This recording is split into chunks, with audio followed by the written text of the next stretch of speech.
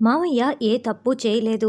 అసలు మావయ్య అమ్మని చంపలేదు. ఎవరిని చంపలేదు. నా మాట వినండి నాన్న అని అమ్మ మీద, శోభాచంద్రం మీద ప్రమాణం చేసి భూమి నిజం చెప్తూ ఉంటుంది.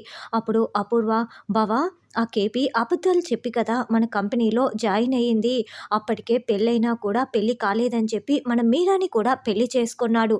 అక్కకి నిజం తెలిసిందని ఆ కేపీ అక్కని చంపేశాడు బావ, చంపేశాడు అని అపూర్వ చెప్తుంటే, అబద్ధాలు చెప్పకండి అని భూమి అంటుంది.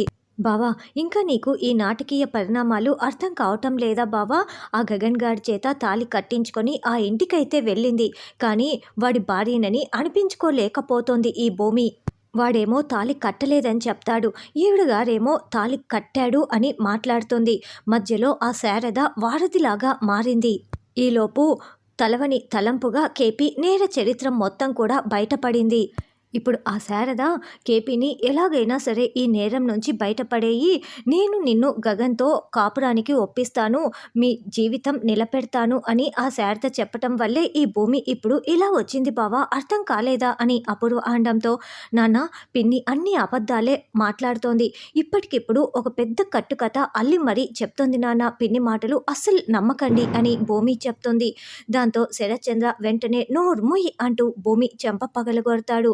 అలా శరత్చంద్ర భూమి చెంప పగలగొట్టడంతో చెర్రి చాలా బాధపడుతూ చూస్తూ ఉంటే, ఎస్ ఇదే కదా మాకు కావాలి అని అపూర్వ, నక్షత్ర చాలా సంతోషంగా చూస్తూ ఉంటారు.